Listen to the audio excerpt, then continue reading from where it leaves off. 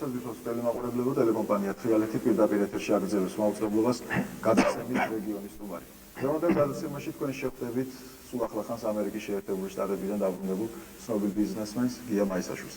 მე შეგახსენებ ჩვენი ტელევიზიის ტელეფონის ნომრებია 713-31 ან 7-39 შეგიძლიათ დაგვიკავშირდეთ დასვა თქვენთვის სასურველი კითხვა და მიიღოთ პასუხი გადაცემაში რეგიონის სტუმარი. მოგესალმებით ბატონო გია, დიდი მადლობა რომ ჩამოგზავნით დღეს გორში და დავიწყოთ საუბარი იმ თემაზე, რასაც ქვია ის ეკონომიკური პროგრამა, რომელსაც თქვენ სთავაზობთ საზოგადოებას, რაში მდგომარეობს აი ამ პროგრამის არსი და რამ გადაგაწყვეტინათ, რომ ეს ჩამოსულიყავით საქართველოში აი წინა საარჩევნო პერიოდში აი ამ პროგრამით.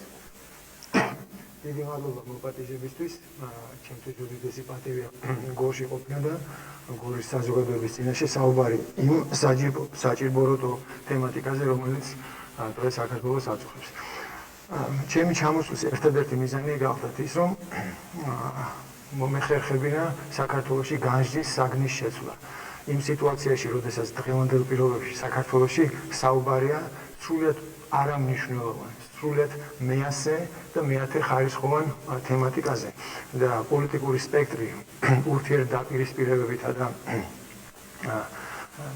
სიძულვილის ატმოსფეროში ვითარდება, მინდოდა შემომეთავაზებინა საზოგადოებისთვის ის საჭირო თემატიკა, რომელიც ჩემის აზრით საქართველოს 21 საუკუნეში წარმატებულ საზოგადოებად აქცევს.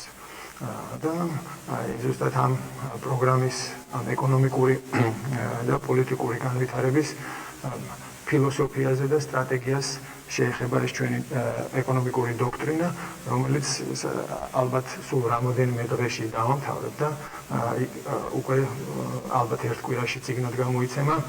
შემდეგ თბილისის სახელმწიფო უნივერსიტეტში მოხდება ამის პრეზენტაცია, საჯარო ლექციები და მე იმედი მაქვს, რომ გორშიც ჩამოვალთ დიდი საჯარო ლექციით და თუ მოგვიპატიჟებენ გორის ეკონომიკური უნივერსიტეტი არსებობს, უნივერსიტეტი, რომელშიც იყო ეკონომიკური ასე ვთქვათ ინსტიტუტი, აი ამ ბაზაზე შეიქმნა უნივერსიტეტი. ეს არის პროგრამა, რომელიც ჩემი ორგანიზაცია, რომელსაც მე ხელმძღვანელობ, შესთავაზებს დემოკრატიული ამერიკის შეერთებულ შტატებში 2004 წელს დემოკრატიული პრეზიდენტობის დემოკრატიულ კანდიდატს და ის ინოვაციები, ის სიახლეები, რომელზეც ჩვენ ამ პროგრამაში ვლაპარაკობთ, ერთი წლის შემდეგ განჯდის საგანი სწორედ ამერიკის შეერთებულ შტატებში იქნება. გასაგებია, მოდი ცოტა დაწვრილებით ამ თემაზე მოგიანებით. უკვე პირველი მაყურებელი ეკავს ძალიან სწრაფად დაგვიკავშირდა, როგორც ჩანს ჩვენი გადაცემის ანონსებიდან იცოდნენ თქვენი აქ ჩამოსვლის შესახებ.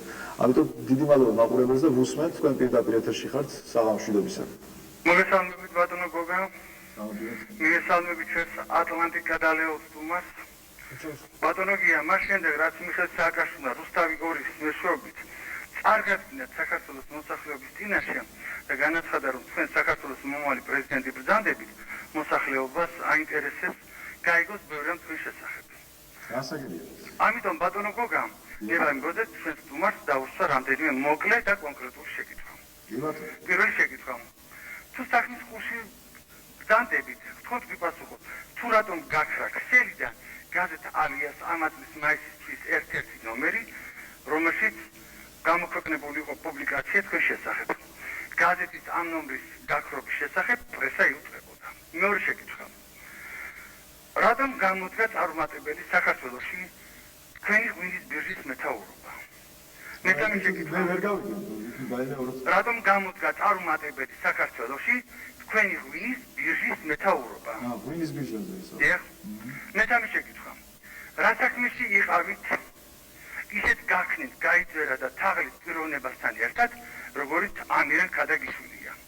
მოგეხსენებათ, თუ რა დააწია მან მოსახლეობას საკმაოდ დიდ ნაკლს.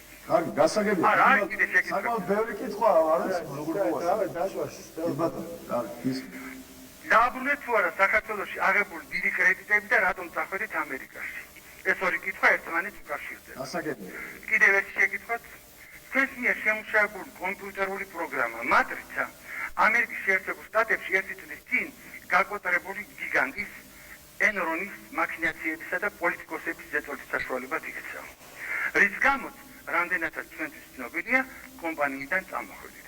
გვაინტერესებს რა სიკეთე შეუძლია მოუტანოს საქართველოს ასეთ სახელგატეხილ პროგრამაზე, დაფუძნებულ ეკონომიკურ პროგრამას და რატომ არის სააკაშვილი ასე დაინტერესებული მისი გამოყენებით. რა გარანტია იმისა, რომ ერნორის მაგალითი ჩვენთან არ გამეორდეს. თუ ამერიკაში თქვენმა პროგრამამ ნოყიერნია დაგიხპოვა სხვადასხვა მაქინაციებისათვის, როგორ გონიათ საქართველოს ამ ხრივ გამონაკლისი იქნება. გასაგებია, დიდი მადლობა. როგორც ვხედავ, თქვენ ძალიან ისე დაწვრილებით გაეცანით ქრონიკის, გაზეთ ქრონიკის და ალიის ინფორმაციას, ინტერვიუს, სხვათა შორის მეც მაქვს იგივე კითხვებით და რა თქმა უნდა, ბატონიას მივეცემ საშუალებას ისაუბროს. რატომ გაქრექსებიდან გაზეთი ალია, სადაც ეწერა თქვენზე აი ეს ინფორმაცია, თქვა როგორ წახვედით ამერიკაში, მე აქვე დავამატებო თქვენ ეროვნული ხელისუფლების ზიარ დამსახურდიას ერთად ბუნკერშიც კი იმყოფებოდი და ამის შემდეგ მოხდა თქვენი ასე თქვა წასვლა. აი იმ გაზეთის ინფორმაცია იყო.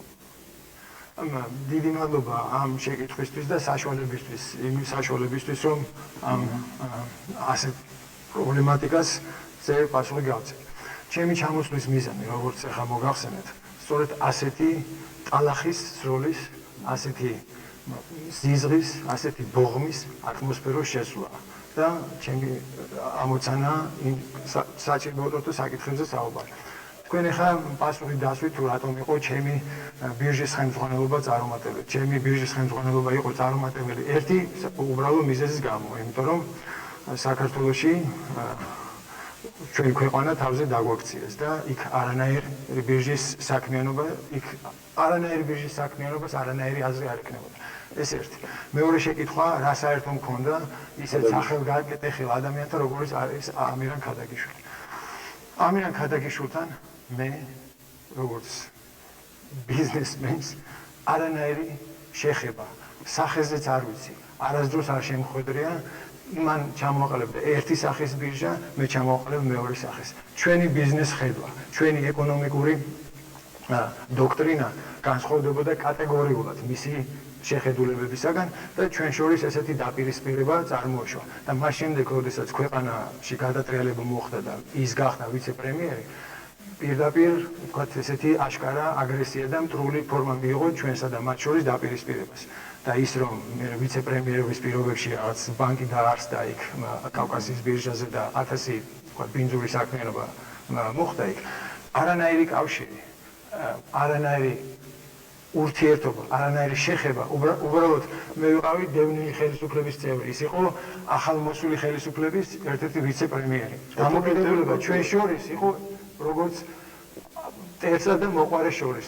ჩვენ ამირან ქადაგიშვილისნაირი ადამიანები ავტომატით ხელში გვივარდებოდნენ ორგანიზაციაში, სახლში, მეგობრებთან, ყველგან, სადაც მივდიოდით. აი დამოკიდებულება ჩემსა და ამირან ქადაგიშვილის შორის იყო აი მხოლოდ და მხოლოდ ესეთი. არანაირი კავშირი, არანაირი თვალითაც არ მინახავს, არასდროს არ მინახავს, როგორი გარეგნობის კაცია. ეს მეორე. ეხლა მესამე. ენრონის შესახებ. ჩემი მატრიცა არის პროგრამა, რომელიც ითვალისწინებს, არის რევოლუციური მეთოდი, რომელიც ითვალისწინებს ორგანიზაციისათვის შექმნას ისეთი პროგრამისა, რომელიც განშროებს ორგანიზაციის წინაშე არსებული რისკების სხვადასხვაობას და მოახდენს ორგანიზაციის რისკების მინიმუმამდე რაოდენობრივ განზომილებაში გადმოყვანას და ყოველდღიურ სურათს იმის შესახებ თუ საიდან რა რისკი ემუქრება ამა თუ იმ ორგანიზაციას. ეს არის ინსტრუმენტი, რომელიც ორგანიზაციის მმართველის, ანუ ხელმძღვანელის ხელში არის იმისთან აუცილებელი იარაღი, რომ ფაქტიურად გადატრიალება გამოიწვია ბიზნეს სტრატეგიისა და ეკონომიკური ხედვის სფეროში. და ის რომ ენრონმა ეს პროგრამა ვერ გამოიყენა და გაკოტრება განიცადა და არანაირი კავშირი მატრიცასა და ენრონის გაკოტრებას შორის. მე ერთი წლის სანამ გაკოტრებოდა ენრონი, ერთი წლით ადრე გამოთქვი, მთელი ჩემი მოღვაწეობა ენრონში იყო დაპირისპირება, ბუნებით პროტესტანტი გახლავართ და ჩემი პროტესტანტული ბუნება იქაც გამომშალდა და ის თქვათ არასწორი მიმართულება, რაც კომპანიამ ამ უმსხვილესმა, ყველაზე ინოვატორულმა კომპანიამ თქვათ მიიღო, იწვევდა ჩემი და ჩემი მეგობრების შეშფოთებას.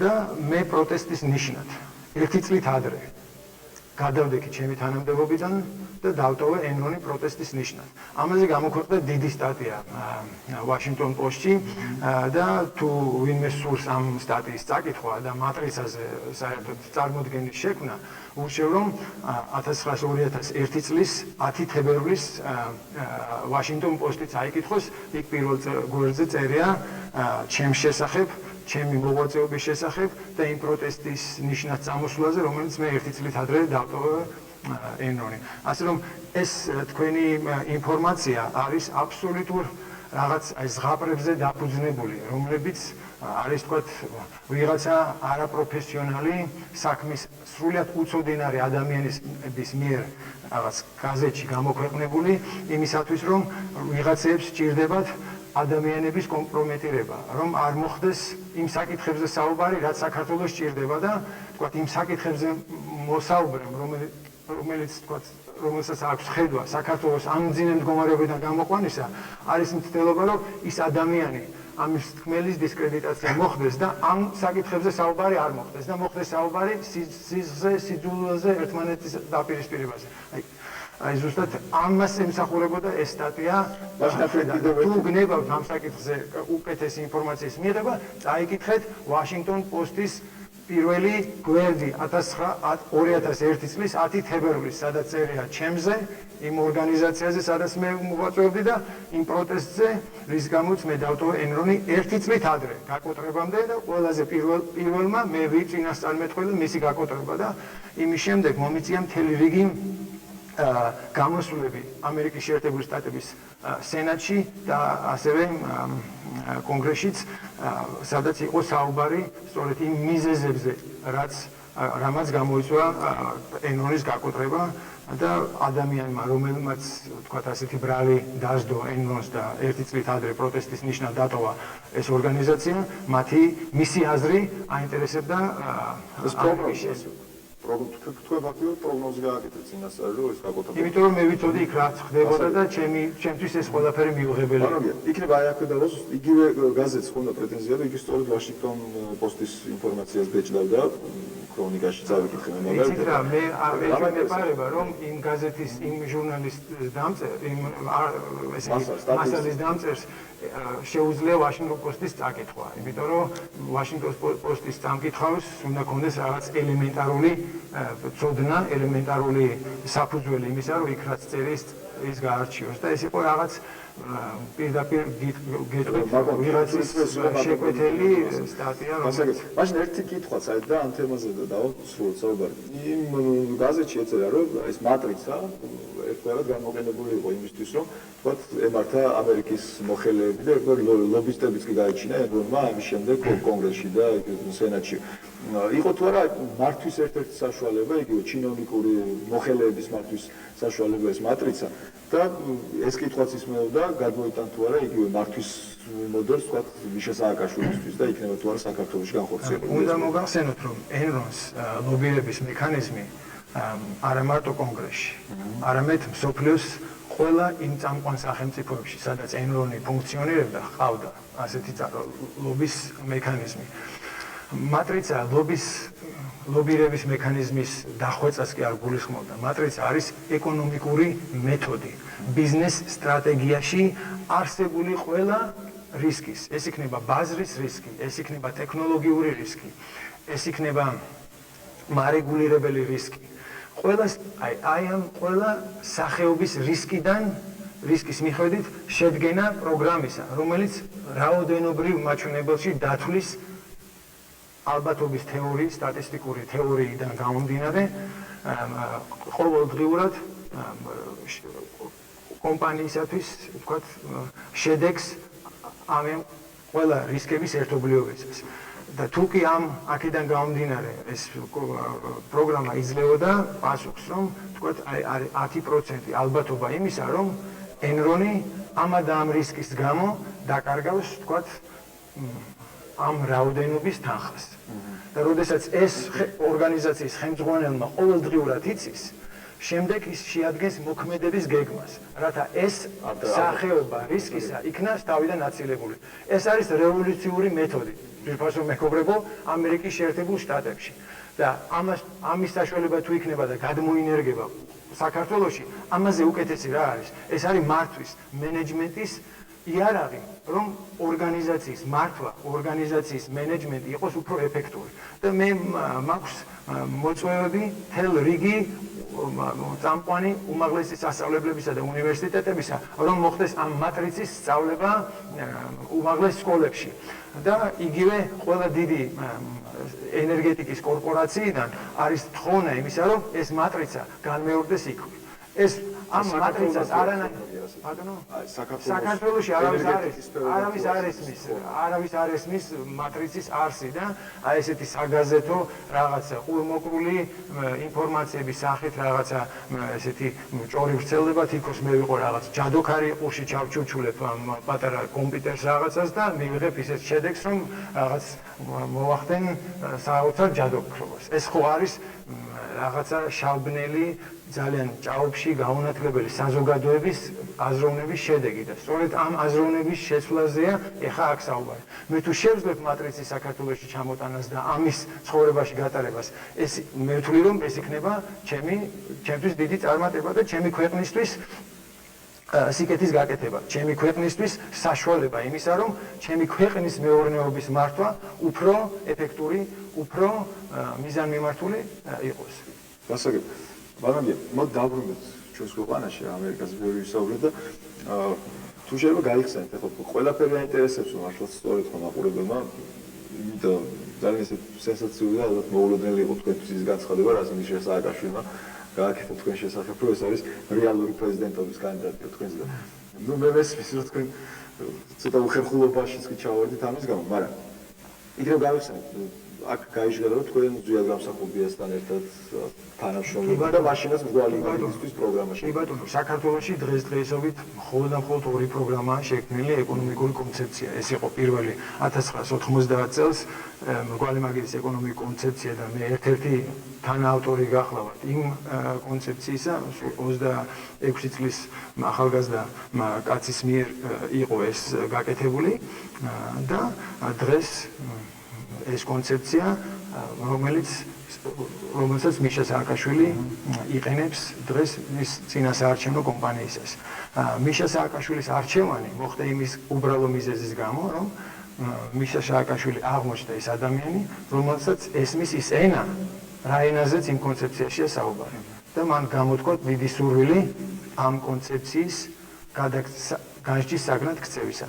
ამით ჩემში აღტაცებას და სიხარულის მეც არაფერს არ იწვევს ეს.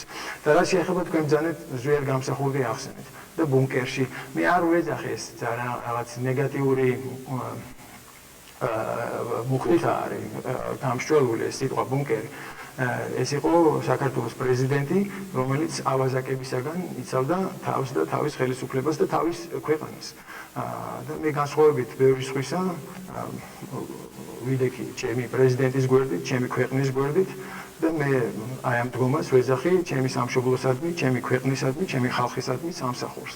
და ეხა თუ ვინმეს პირადად სიძულვილი აქვს ზვიად გამსახურდიასი, ან ვინმეს პირადად სიძულვილი აქვს მიშა სააკაშვილისადმი და ცდილობს ეს სიძულვილი თქვა ჩემზე გადმოანხიოს, ხა რა ვქნა, რა უყო, ხა როგორ ვინადირო ხალხის გული. ჩემი ამოცანა ამ საქმის გაკეთება. ჩემი ამოცანა, ჩემი მონატრებული სამშობლოსადმი რაღაცის გაკეთება.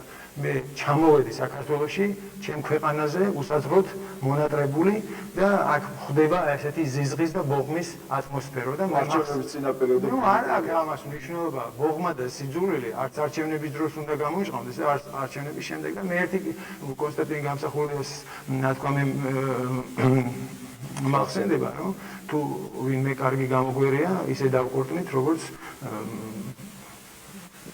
ძერას ყვავებიო, ხო? მე არა მაქვს პრეტენზია არაფერზე, არც კარგობაზე, უბრალოდ მე ერთი რამე მინდა რომ ჩემს ქვეყანას ვემსახურო. რაც შეეხება პრეზიდენტობას, მე არანაირი პრეზიდენტობის მაძიებელი კაცი არ გახლავართ, მე ვარ უფრო დიდი ამბიციის მქონე. მე მინდა ჩემი კერპის ილია ჭავჭავაძის გზას მიყვე. ილია ჭავჭავაძე, როდესაც დაბრუნდა პეტერბურგიდან, ეს ახალგაზრდა თერგდალეული იწყებს წერა-კითხვის გამავრცელებელი საზოგადოების ჩამოყალიბებას საქართველოში და თავადაზნაურული ბანკის დაარსებას. ჩემი პროგრამაც სწორედ ამ ინოვაციებზე, მაშინ ეს წერა-კითხვის გამავრცელებელი საზოგადოება და თავადაზნაურული ბანკის გაკეთება იყო ინოვაცია. სწორედ ჩემი პროგრამაც დღევანდელ დღეს არის ინოვაცია და მე ჩემს თავს ვთვლი ილია ჭავჭავაძის ყველაზე შემდგარად. მე მინდა ჩემი ქვეყნის მსახურება ილია ჭავჭავაძის პოზიციიდან და ამიტომ რაღაცა პარტიკულარისტული მომენტიდან ილია ჭავჭავაძის საქმეს ვერ გააგრძელებ. მე ასე მგონია. და ამიტომ არის მე არც ერთი პარტიის წევრი არ გახლავართ, მე ერთი პარტია მაქვს, ამ პარტიას ქვია ილია ჭავჭავაძის პარტია. ბატონო, მე მაინტერესებს შემდეგ როგორ განვითარდა მოვლენები, თქვენ წახვიდით ამერიკაში და იქ თავში საფაროვნო ერთხოვით როგორც შემთხვევაში არის და მოქალაქეობა გააქვთ თქვენ შტატებში? მე ვარ ჩემი ქვეყნის მოქალაქე, მე როდესაც გადატრიალება მოხდა და მომიწია ამერიკის შეერთებულ შტატებში ყოფნა და რამოდენიმეჯერ ჩამოვედი სულ იმის იმედით რომ სიტუაცია შეიცვლება და მე ჩემს ქვეყანაში მომეცემა საშუალება და მაშინ როდესაც სამოქალაქო ომი დაიწყო მე მივიღე შეტყობინება პრეზიდენტ გამსახურდიასგან რომ ჩემი ჩამოსვლა საქართველოში აქტიურად თვითმკვლელობა იქნებოდა და მე მივიღე დავალება, რომლის ამერიკული ნაწილიც მინდა გითხრათ, რომ პირნათლად შევასრულე და ეხლა დადგა დრო ქართული ნაწილის შესრულებისა და იმიტომ ვარ მე დღეს საქართველოში. გასაგები. კიდევ ერთი ზარი პირდაპირ ეთერში, მოგესალმებით საღამოშიდობისა, თქვენ პირდაპირ ეთერში ხართ, თხოვთ დასვათ კითხვა. რომღა თქვენი ძახით. თავიდან თუ შეიძლება ჩვენ ვერ გავიგეთ თქვენ. ხო, მე ვიყავი მეთქი იბუკერში საფრანგეთში რასაც ეკითხახის. ვერ გავიგეთ. იბუკერში მეთქი მე ვიყავი ჟილადისთან ერთად. დიახ. ოდა წამოვედით ავტობუსით, ხო? დიახ. 60 კაცი ვიყავი, 20 კაცი გადარჩა რა. აი 40 კაცი რომ მოყოლეს, მე ავტობუსში ვიყავი. კი, მახსოვს. აი გოგია გაბროშვილი მოყოლეს. აი ეგ გაბროშვილი გოგიც, ხო? ხო, ხო, აი მაშინ ვიყავი და მიდროსო. და თქვენ რა გინდათ თქვა, გია არ ყოფილა იქ ბატონი? დავი, შეიძლება იყო და არ მახსოვდა, იმიტომ არა, მე პირადად გეტყვით, მე ბუნკერში არ ყოფილვარ და ბუნკერში ყოფნა არ ნიშნავს რაღაცის ქმედებას ან არ ქმედებას.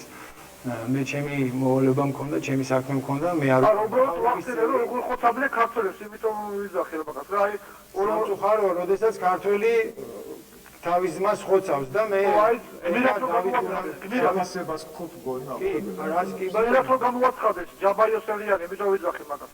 ბატონო გმირათ რომ გამოაცხადეს ჯაბაიოსელიანი, გმირათ, იმიტომ ვიზახე. ჯაბარო გმირათ გამოაცხადეს ვანის. რა საკვირველია, როგორ აი შეიძლება? მაგამ დახოცა ეს ხალხი. კი, მართალი ბრძანდებით.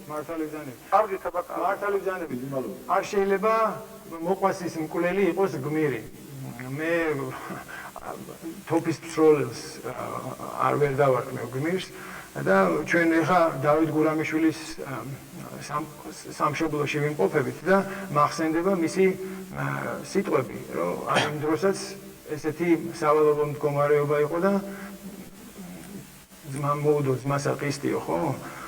აი ზუსტად ეს სამწუხარო მდგომარეობა გრძელდება და ჩვენ ამას თუ არ აქ გარდატეხა არ შევიტანეთ და რაღაცა ბოღმის და ძმის და მოყვასის სიძულვილით გვექნა გული ავსებული, არანაირი პროგრამა, არანაირი ენერგია, არანაირი ინტელექტი საქართველოს ვერ უშველის. ესე იგი ერთიანობა მაინცთავარი. არა, ერთიანობა რასაკვირველია და თან ცივილური ურთიერთობები, ესე იგი ჩვენ თუ განსხვავებული აზრი გვაქვს, რასაკვირველია განსხვავებული აზრი მისაღებია, ოღონდ განსხვავებული აზრი იყოს დებატების საგანი და არა დევნის საგანი და არა პირადი შეურაცხყოფების და რაღაც ზიზღის და ბოღმისა. საქართველოში გაჭირებულ კაცს ეხმარებიან და როდესაც ქართველი კაცი გაჭირებულს ნახავს, გული სევდით ევსება და ეხმარება, მაგრამ რატომღაც წარმატებული და კარგი ადამიანის წარმატების გაზიარება გვიჭირს და შურის გზნობა სამწუხაროდ ბევრ ადამიანს ეუფლება და აი როგორღაც ეს ჩვენი თვისება უნდა დავძლიოთ იმის გამო თუ გვინდა ჩვენ გამარჯვება და თუ გვინდა რომ ჩვენ შვილებს უკეთესი მომავალი ჰქონდეთ. გასაგებ. კიდევ ერთ მაყურებელს მოვუსმინოთ ბატონია. საღამოშიდობისა თქვენ პირდაპირ ეთერში ხართ ისმენთ. გამარჯობათ. გამარჯობათ. მოგესალმებით ბატონო გოგა, მოგესალმებით ბატონო გია. შესაძლოა თქვენ ამ კითხვას უკვე უპასუხეთ, რაც მე უნდა დაგისვათ, მაგრამ ეთერში თქვენი გადაცემა გადის ძალიან დიდი ხარვეზებით, ფაქტიურად ნახევარს ვერ უსმინეთ, ამიტომ თუ შეიძლება იქნებ მიპასუხოთ. თქვენ რატომ წახვედით საქართველოდან, წეღან საუბრობდით, რომ საქართველოში ჩამობძანდით იმის გამო, რომ გინდათ საკუთარ სამშობლოს დაეხმაროთ. რატომ წახვედით საკუთარი სამშობლოდან, რატომაც გავცელდა ინფორმაცია, რომ ეს ფინანსურ სკანდალებში იყავით გახვეული და თითქოს აი ამის გამო დატოვეთ სამშობლო და აქვე კიდევ ერთი კითხვა. იქნებ ვიპასუხოთ, რატომ უკავშირდება აი ყველაფერი თქვენი პიროვნება სკანდალებს, აი ამერიკაში თქვენს მოღვაწეობას და თუნდაც საქართველოში. დიდი ვიპასუხებთ, მე გამომჩა ამ შეკითხვაზე პასუხის გაცემა. ესაც იგივე სტატიის ენით გაგრძელება იმას, ჩემი პიროვნება სკანდალებს, არ ვიცი, მე ჯერ არ მსმენიათ, ჩემი პიროვნება სკანდალებს რო უკავშირდებოდეს ამერიკის შეერთებულ შტატებში ან საქართველოში. აქ იმ გაზეთში ეწერა თითქოს მე რაღაცა ამირან ქადაგიშვილთან ერთად ამიღია უზომო რაოდენობის კრედიტები და საქართველოსთან გავქცეულა. ამირან ქადაგიშვილთან არანაირი ურთიერთობა არ მქონია, არანაირ კრედიტთან, არანაირ რაღაც სისულელეებთან მე საქმე არ მქონდა. როგორ ავიღებდი მე კრედიტს იმ სახელმწიფოსგან, რომელიც მე მდევნიდა. თუ ეს კრედიტები არსებობს და სად არის მაშინ ეს კრედიტორი? ის სახელმწიფო, ის ბანკი ან რაღაც ვისგანაც მე კრედიტი ავიღე, რატომ არ მთხოვს მე პასუხს ამის გამო. ეს არის იმ სტატიის ენით გაგრძელება და ეხლა მე ისეთ სიტუაციაში მამყოფები, ეხლა თქვენ რო დაგაბრალოთ, იცი რა, თქვენ კაცი მოკალით და თქვენ დაგჭირდებათ ამის ახსნა, რომ აი მე კი არ მომიკლავს და დაწვით კომოში. ამ საკითხზე საუბარი მე მიმაჩნია აბსოლუტურად წყლის ნაყვად არანაირ კრედიტთან, არასდროს ჩემს ცხოვრებაში შეხება არ მქონია, არ დამჭირვებია კრედიტი და ამირან ქადაგიშვილთან არანაირ კრედიტს ვერ ავიღებდი უბრალო მიზეზის გამო. ის იყო ჩემი დაუძინებელი, ჩემი ორგანიზაციის დაუძინებელი მტერი. მისი ფსიქოლოგია, მისი იდეოლოგია, მისი ბიზნეს ხედვა განსხვავდებოდა 180 გრადუსით ჩემი იდეოლოგიისაგან, ჩემი ბიზნეს ხედვისგან და ამის გამო ჩვენ არანაირი კავშირი არ შეიძლება გქონოდა. ეს ერთი. მეორე, რატომ წავედი საქართველოდან? მე ამაზე პასუხი უკვე გავეცი. მე წავედი საქართველოდან იმიტომ, რომ ჩემს ფიზიკურ განადგურებას ექნებოდა საქართველოში ადგილი. როდესაც ამერიკის შეერთებულ შტატებში ვიმყოფებოდი, პრეზიდენტ გამსახურდიასგან მივიღე პირდაპირი დავალება, რომ ჩემი საქართველოში დაბრუნება იქნებოდა ჩემი თვითმკვლელობა. და ის დავალება მეორე ნაწილი მე იქ შევასრულეთ წარმატებით და ეხლა ვაპირებ მეორე ნაწილის შესრულებას. ხოლო ის რაც თქვენ გაზეთის ფრაზეოლოგიით საუბრობთ, სკანდალებთან ჩემი სახელი არსად არ ფიგურირებს, არც ფიგურირებდა ენრონში. ენრონი იყო უზარმაზარი კორპორაცია. მე როგორც ოპოზიციონერი, როგორც მოწინააღმდეგე იმ ბიზნეს სტრატეგიისა, რასაც ისინი ახორციელებდნენ, ერთი წლით ადრე გადავდექი ჩემი თანამდებობიდან და ვიწინასწარმეტყველი იმ ორგანიზაციის ბანკროტირება და კოლაფსი. პროტესტის ნიშნად, რომელიც ვაშინგტონ პოსტში გამოქვეყნდა და თქვენ თუ გსურთ რეალური ინფორმაციის ქონა და გაცნობა, წაიკითხეთ, ძალიან გთხოვთ ეს სტატია და საქართველოში ვიღაცა გაზეთი რაღაცას დაწერს ვიღაცის შეკვეთით. ამაზე მე არანაირი გავლენა არ მექნება და სამწუხაროა ჩემთვის, როდესაც ესეთი ინფორმაცია გავრცელდება და ეხლა მეტი რა ვთქვა ვიღაცა. გასაგებია. როგორც მე ჩვენმა რეჟისორმა მითხრა, ჩვენი გადაცემა გარკვეული შეფერხებით მიდის, ეს ნამდვილად არ არის უნდა ტელემაყურებელს უცხო ტელეკომპანია თრიალეთის ბრალი. ჩემბრებას არა, ტელეცენტრიდან ხდება რაღაც გარკვეული შეფერხება, ამიტომ მე ვთხოვ ტელეცენტრის თანამშრომლებს იქნებ დროულად მოვაგვარონ ეს პრობლემა, რადგან ხედავთ თუ ძალიან საინტერესო თემაზე მიდის ჩვენი გადაცემა.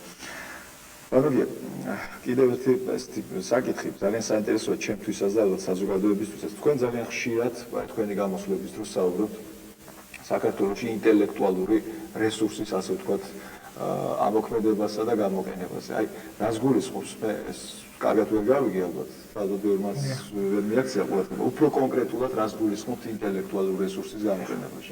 ინტელექტუალები არიან ქვეყანაში, მაგრამ რასთან გვაქვს? ეხლა მოგახსენეთ. კაცობრიობა, ეკონომიკური განვითარება დღევანდელ დღემდე მოხდა გარკვეულ ეტაპობრივად, გარკვეული ციკლების სახით. პირველ ინდუსტრიულ რევოლუციამდე, რომელიც 1750 წელს დაახლოებით დაიწყო და 1850 წლამდე გაგრძელდა, იქ ძირითადი რესურსი იმ საზოგადოებაში იყო მიწა, ძირითადი კაპიტალი, ძირითადი რესურსი სიმდიდრის შექმნისა იყო მიწა. პირველი ინდუსტრიული რევოლუციის პირობებში ყველაზე ძირითადი რესურსი იყო ორთქლის ენერგია, რომელმაც რევოლუცია მოახდინა ინდუსტრიის სფეროში. მეორე ინდუსტრიული რევოლუცია დაიწყო მე-20 საუკუნის, მე-19 საუკუნის ბოლოს და მე-20 საუკუნის დამდეგს. ეს იყო ელექტროენერგიის შემოტანა და რევოლუციის მოხდენა ამ სფეროში და სატელეფონო, სატელეგრაფო კავშირი, ეს იყო ახალი რევოლუციის, ახალი ინდუსტრიული ერის დასაწყისი მთელ მსოფლიოში. მე აქ მხედველობაში მაქვს ამერიკის შეერთებული შტატები და დასავლეთ ევროპა. დანარჩენი სამყარო კვლავ ფეოდალიზმში და თქვათ წარსულ საუკუნეებში ხო, რასაკვირველია. ამ პირობებში, მეორე ინდუსტრიული რევოლუციის პირობებში, ძირითადი რესურსი გახდა იქცა კაპიტალი. დღეს ჩვენ მესამე ინდუსტრიული რევოლუციის პირობებში ცხოვრობთ და ეს არის საინფორმაციო რევოლუცია. ამ პირობებში ყველაზე ძირითადი კაპიტალი არის ცოდნა.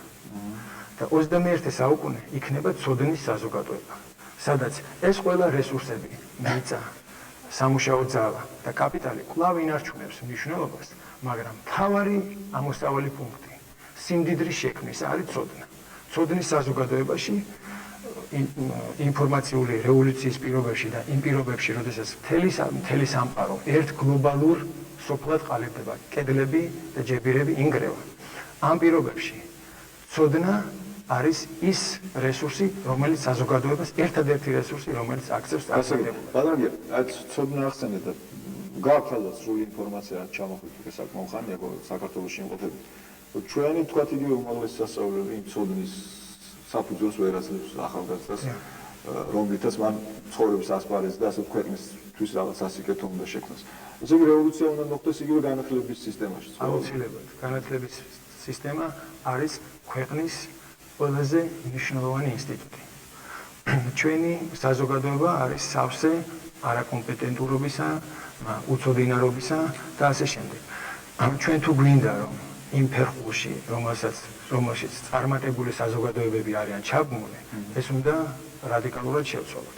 და როდესაც ვლაპარაკობ ცოდნის საზოგადოებაზე, ეს არის ისეთი უნიკალური რესურსი, რომ ამ ტელეკომუნიკაციებისა და ინფორმაციული რევოლუციის პირობებში ცოდნის შექმნა შესაძლებელია ყველგან, როგორც ჩიკაგოში, ასევე გორში, ასევე ქარელში, ასევე ბომბეიში, ასევე სიდნეიში, ასევე პარიზში. აი რას გულისხმობთ? მე ინტერნეტი და ასე შემდეგ. მაღალი ტექნოლოგიები, ისი თქვათ ხელოვნური მასალებზე დაფუძნებული ინდუსტრია, მიკრობიოლოგია, კომპიუტერული ტექნიკა, მიკროელექტრონიკა, აი ეს არის წამყვანი დარგები, წამყვანი სფეროები, სადაც მოხდება რევოლუცია, რომელიც შეცვლის ჩვენს ყოფას მთლიანად, რადიკალურად და აი ამ შემდეგ დეკადაში, შემდეგ 10 წელიწადში მე უნდა გითხრათ, რომ სამედიცინო მედიცინის სფეროში მოხდება იმდენი ახალი აღმოჩენა, რაც არ მომხდარა მთელი კაცობრიობის არსებობის პერიოდში, აი ამ მომდევნო 10 წელიწადში. ადამიანის გენეტიკური კოდის გაშიფვრის საფუძველზე მთლიანად მოხდება რევოლუცია ჯანმრთელობის დაცვის სფეროში. ესე იგი გესმით, რამხელა ინოვაციებზეა აქ საუბარი და მე მინდა ამას ძალიან ესეთი იმედიანი თვალით შევხედო, იმიტომ რომ ცოდნა ისეთი რესურსია, რომლის ტრანსპორტირება, რომლის ერთი ადგილიდან გადაადგილება მეორეზე არის ადვილად შესაძლებელი და ეს ტრანსნაციონალური რესურსია. გესმით, ეს არ არის ერთი საზოგადოების, ერთი ქვეყნის საკუთრება მხოლოდ. და ეს არის იმედის მომცემი, რომ ჩვენ შეგვიძლია ამ ცოდნის გადმოტანა, გადმოღება და თუ ჩვენ შევძლოთ და 21 საუკუნეში უკვე აღარ იქნება, თუ ეს ასია, აღარ იქნება მდიდარ და ღარიბ ქვეყნებად დაყოფა. დაყოფა იქნება მხოლოდ ცოდნე და უცოდინარ ქვეყნებთან, განათლებულ და გაუნათლებელ ქვეყნებად. და თავის გამართლება იმისა, რომ ჩვენ რესურსი არ აგვაქვს, ჩვენ არ აგვაქვს თქვათ ნედლეული, ჩვენ არ აგვაქვს კაპიტალი, იქნება მხოლოდ ამის კარგი მაგალითია იაპონია, რომელსაც ძალიან ცოტა რესურსი. რასაკვირველია, აი ზუსტად კარგი დიდი მადლობა, კარგი მაგალითი მოიყვანეთ. ესე იგი, ეს ბუნებრივი რესურსი ადვილად საყიდელია, ადვილად გადასაადგილებელია. და იმ პირობებში, როდესაც ჩვენ ინოვაციები, ცოდნა, მაღალი ტექნოლოგიები გავაჩნია, ამ რესურსს ადვილად გამოვიყენებთ ჩვენი საბოლოო პროდუქტის შესაქმნელად და თქვენ ხა იაპონია ახსენეთ და იაპონიაში მეორე მსოფლიო ომის შემდეგ თლად განადგურებული იაპონიაში იაპონელები ბიზნესმენები სვავდნენ ესეთ შეკითხვას.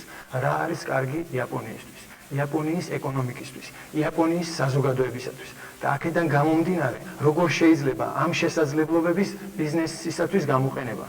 გესმით? ესე იგი ინტერესი გამოდის, რა არის ინტერესი ქვეყნისა, საზოგადოებისა და როგორ მოვახდინოთ ამ ინტერესის შესაძლებლობად ქცევა ჩვენი ბიზნესისა.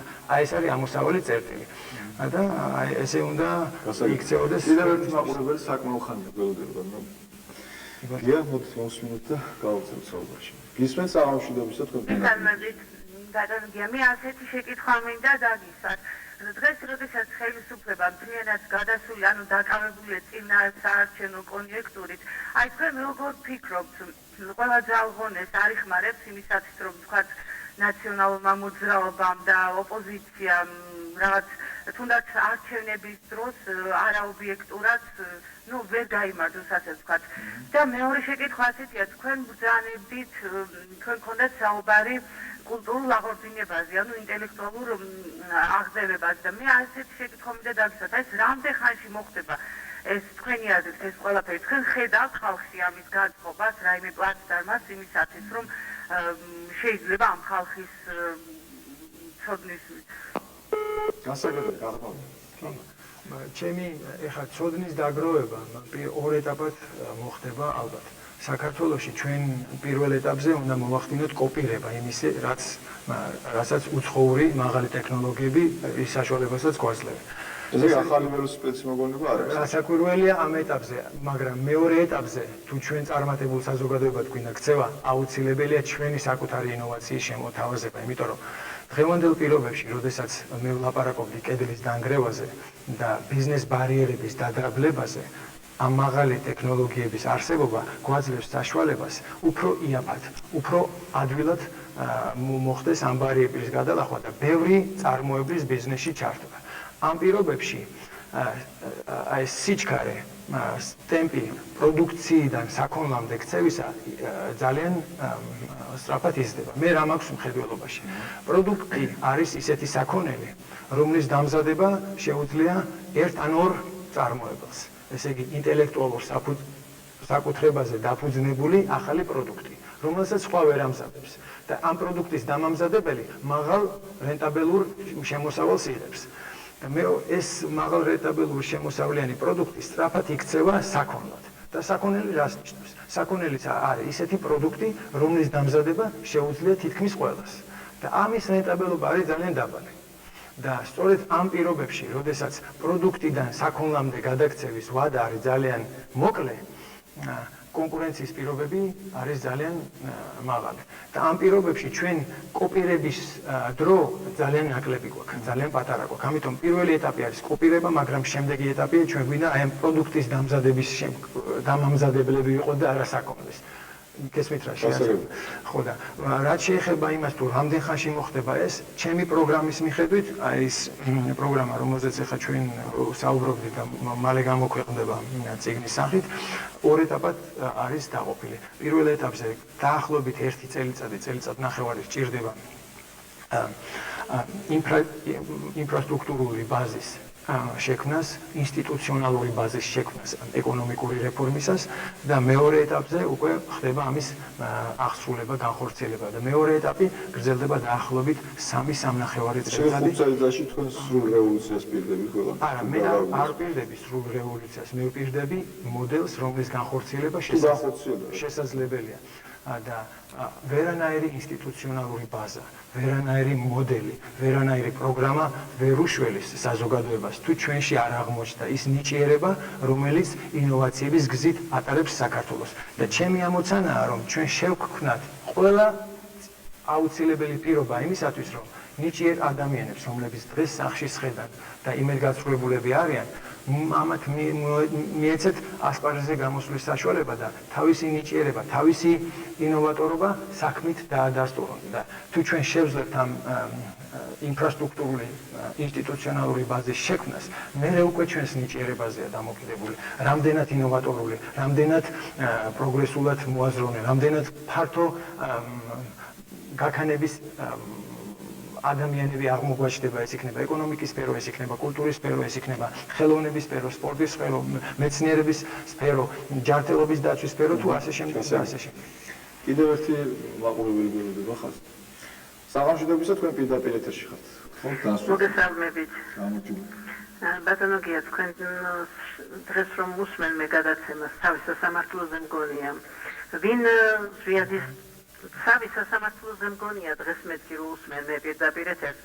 ვინ ზვიადის თანამონაწილე, ვინ შევარდნის თანამონაწილე ამას ისტორია განსჯის. ეს ჩვენი განსაზღვრელი არ არის. მე თქვენთან ესეთი კითხვა მაქვს. აი რა გეგმები გაქვთ სიღარიბის დაძლებისა თქვენს კონცეფციებში და თქვენი ოჯახური მდგომარეობა თუ საიდუმლო არის. დიდი მადლობა ამ ძალიან აუცილებელი კითხვისა. ჩვენ როდესაც ვლაპარაკობთ ახალ ეკონომიკურ მოდელზე საქართველოსთვის, ესე იგი ახალი ქართული კაპიტალიზმის ქართული ნაირსახეობის კაპიტალიზმია შესაქმნელი საქართველოში. ჩვენ ვერ გავახორციელებთ პირდაპირ კოპირებას ამერიკული კაპიტალიზმისა, ვერც გერმანული ტიპის კაპიტალიზმისა, ვერც სკანდინავიური, ვერც იაპონური.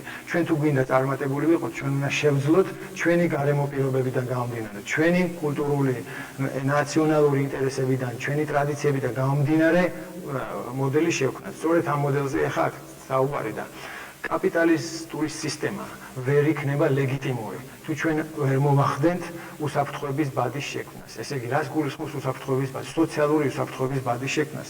კაპიტალიზმი სამწუხაროდ თავისუფალი ბაზარი შობს ბევრ გამარჯვებულს, ფრჩხილებში და დამარცხებულს. ესე იგი, ბევრი წარმატებულია, ცოტა შედარებით ნაკლები წარმატებული და ბევრი წარუმატებელი. მით უმეტეს ისეთ პირობებში, როდესაც ჩვენ ახალ ვახდენთ გადასვლას, ჩვენი მომზადების დონე, ჩვენი მენტალური მდგომარეობა არ იყო კაპიტალიზმისთვის მომზადებული და ასეთ პირობებში ჩვენ ეგრეთ წოდებული დამარცხებულებები, ისინი ვინც წარმატებულები ვერ იქნებიან პირველ ეტაპზე მაინც ამ საზოგადოებაში საჭიროებენ აი ამ უსაფრთხოებას სახელმწიფოსგან, ასევე საზოგადოებისაგან, იმისათვის რომ ეს სისტემა, ეს რეფორმა ლეგიტიმური იყოს. გესმით, რომ ჩვენ უთხრათ ჩვენ საზოგადოებაში, ჩვენ რასაკვირველია, რომ ჩვენ მოხერხდეს მათი სწრაფი გადამზადება და მომზადება კვლავ ჩასართობად აი ამ ფერხულისა, რომელსაც თავისუფალი ბაზარი ახალი კაპიტალიზმი ჰქვია. ამიტომ დამარცხებული ადამიანების მოფერება და მოვლა არის პირველი უმთავრესი პრობლემა იმისაკენ თუ ჩვენ გვინდა მართლა წარმატებული საზოგადოება შემოვიღოთ და თავისუფალი ბაზარი აი ესეთი წმინდა ფორმით საქართველოში არსად არ არსებობს, არ ფუნქციონირებს და ბაზარი თვითრეგულირებადია, რასაკვირველია, მაგრამ ჩვენ ვერ დაველოდებით იმას, რომ ბაზარმა თვითრეგულირების გზით აი ეს ჩვენი ამდენი დამარცხებულები კვლავ ცხოვრების ფერხულში ჩააბას. ამიტომ სწორედ ეფექტური მთავრობის მოვალეობაა, რომ განახორციელოს აი ამ უსაფრთხოების ბადის შექმნა, გადამზადება, მოვლა პატრონობა იმ ხალხისა, რომლებმაც ამა თუ იმ მიზეზის გამო დამარცხებულთა რიგში აღმოჩნდა და კვლავ საზოგადოების ფერხულში ჩაბმა. მე მინდა კიდევ თქვა ამერიკის მაგალითი, როდესაც 1929 წელს ეს დიდი დეპრესია მოიცვა ამერიკული კაპიტალიზმი და მთელი კაპიტალისტური სამყარო.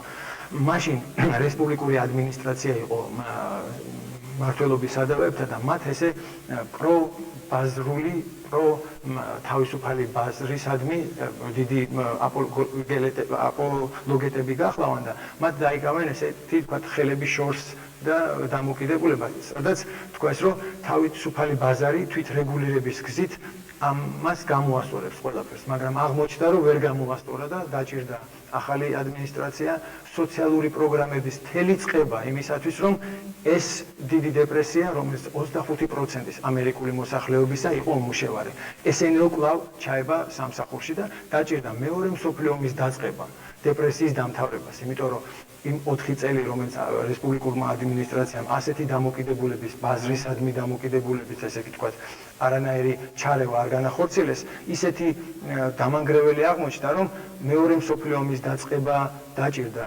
ამ დეპრესიის დამარცხებას და ფაქტიურად რომ არა სოციალური დიდი პროგრამები და ეს უსაფრთხოების ბადი, სოციალური უსაფრთხოების ბადის შექმნა, დღეს კაპიტალიზმი არც კი არსებობდა მსოფლიო გესმით, ერთადერთი ქვეყანა იყო ამერიკის შეერთებული შტატები, რომელშიც კაპიტალიზმი გადარჩა და თუ არა ეს სოციალური დაცვის მომენტი ვერც ამერიკაში ვერ გაიმარჯვებდა იგი. ამიტომ უნდა მოვახსენოთ ჩვენს ტელემაყურებელს, რომ ეს არის უმნიშვნელოვანესი, რაც თქვენ ბრძანებთ. ჩვენ თუ გვინდა ჩვენი პროგრამის, ჩვენი ქართული კაპიტალიზმის ლეგიტიმიზაცია, პირველ ყოვლისა უნდა მოვახდინოთ აი სოციალური უსაფრთხოების ინსტიტუტის შექმნა და აქაც ინოვაციებია საჭირო. რა ფორმით უნდა გავანახორციელოთ, ვისი მონაწილეობით, ეს უკვე განჯისაგანი უნდა გახდეს.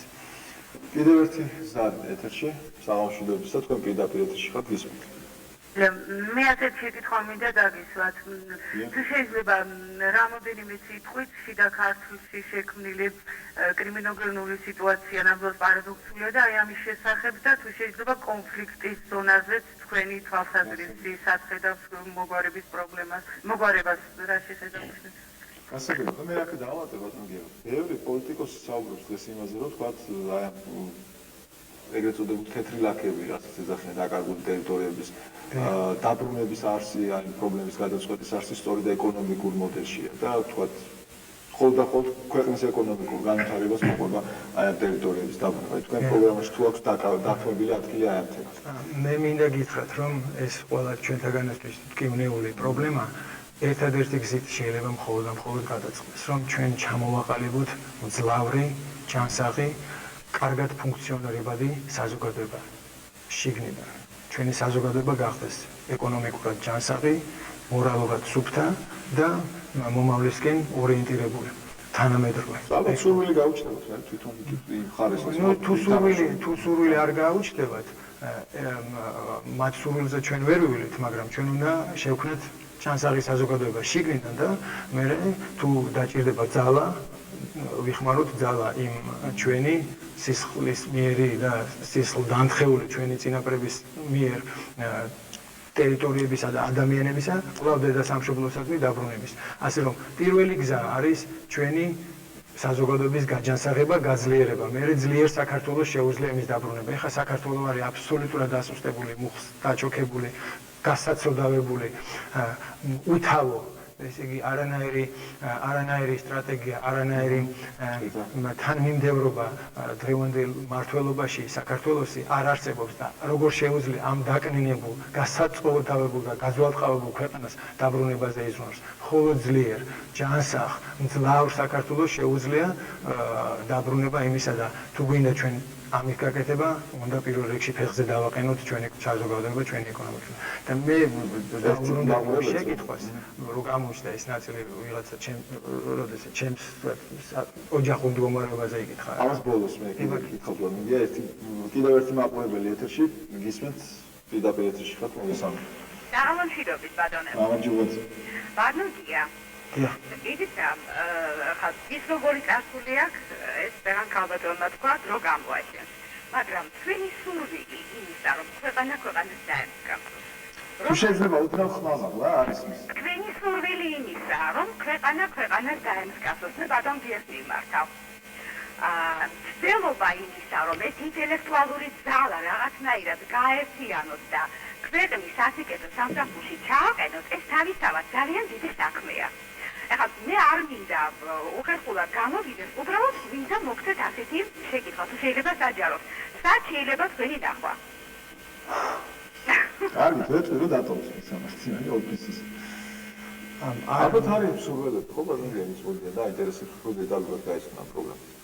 დიახ, სურვილი ჩემდასაბედნიეროდ ბევრია და ბევრ ადამიანს სურს რაღაც ინოვაციებზე, მომავალზე ფიქრი და წარმატებული საზოგადოების შექმნაზე საუბარი.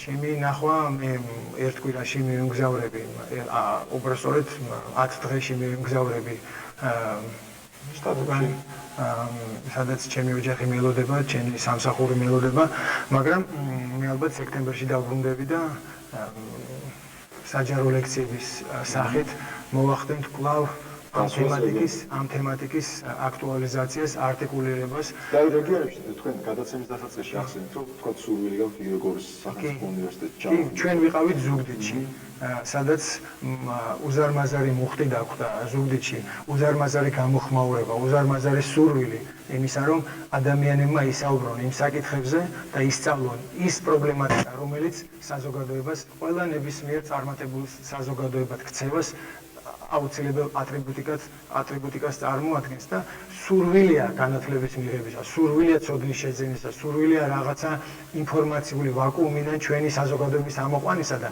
ეს სურვილი უკვე უზარმაზარ ოპტიმიზმს ბადებს ჩემში და მე მჯერა რომ ჩვენში ნიჭიერება ალბათ ბოლომდე არ ჩაუკლავთ და ჩვენ შევძლებთ კიდევ ესე გეგმავთ ხო რა ბოლოს როგორც ვთქვი რეგიონებში გასაკუთრებული გორის უნივერსიტეტის ხალხი იქნება მე მინდა ვთქვა ერთი იმისა რომ სწორედ რეგიონებზეა დღეს საქართველოს გადარჩენა ჩვენს ქართლზე, ჩვენს კახეთზე, ჩვენს იმერეთზე, ჩვენს გურიაზე, სამეგრელოზე ყველაფრის კონცენტრირება ამ თავკომბალად ქცეულ თბილისში კლავს ინოვაციას, კლავს გამომგონებლობას, კლავს ესე იგი ინიციატივას საკუთარ თავში აღებას და ყველა წარუმატებელი ქვეყანაში მხოლოდ ერთი ქალაქი არსებობს. აი თქვენ თუ გადაავლებთ აზიის, აფრიკის, ლათინური ამერიკის ქვეყნებს, ყველა წარუმატებელი ქვეყნის აი ეს რეცეპტი არის ეს, რომ ერთ დედაქალაქში ხდება ყველა ეკონომიკური, კულტურული თუ ნებისმიერი ცხოვრების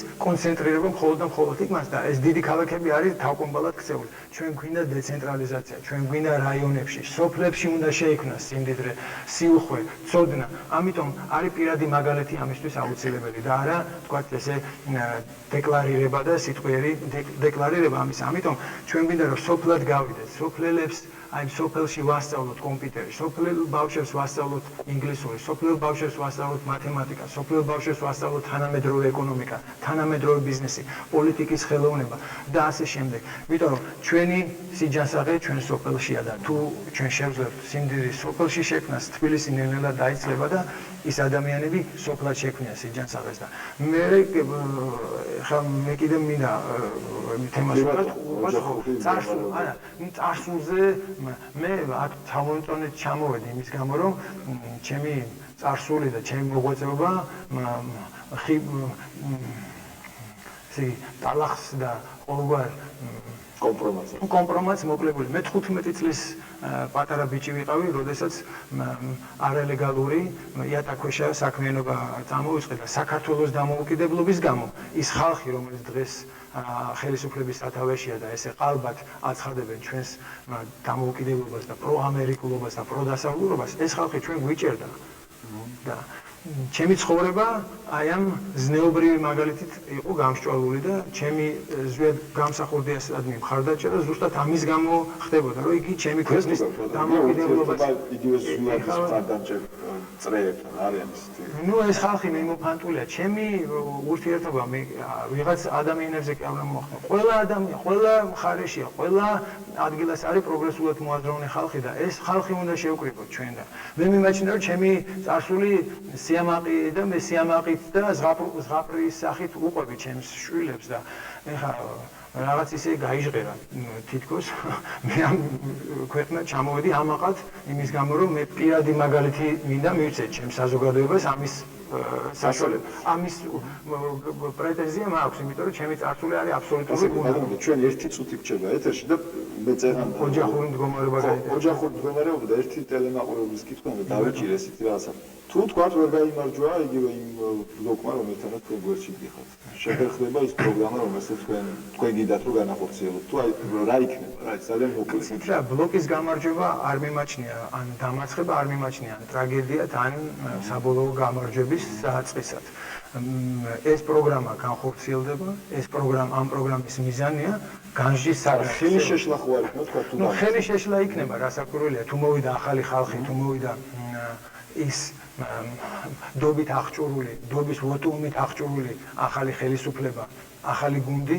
რასაკვირველია უფრო ადრე მოხდება ამ პროგრამის განხორციელება და თუ მოვიდა ისევ ის ძალა, რომელიც დღეს საქართველოს განაგებს, საქართველოში თქვენ ძვირფასო მეგობრებო, არაფერს სიკეთეს არ უნდა ელოდოთ, იმიტომ რომ რაც აქამდე გაუკეთებიათ, იგივეს გააკეთებენ და რაც აქამდე გაუკეთებიათ, შედეგი კარგად გახდება. თუ იგივეს გააკეთებენ, იგივე შედეგი გახდება.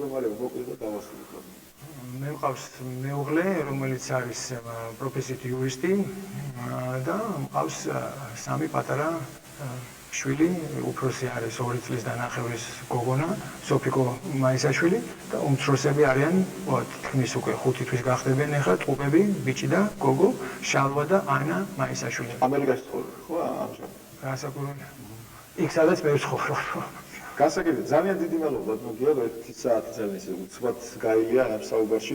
მე იმედი მაქვს, რომ თქვენ კიდევ ვნახავთ გოლში და იმ უკვე ლექციის საჯარო ლექციაზე და უფრო საინტერესო კითხვა კიდევ დაისვა. დიდი მადლობა მაყურებელს, რომელსაც ჩვენ გვისმინა, დიდი მადლობა მათ ვინც დაარეკეს, ვინც ვერ შეძლო და ვერ დაარეკა, რატომაც ვერ მოხდა ჩვენთან ეთერში.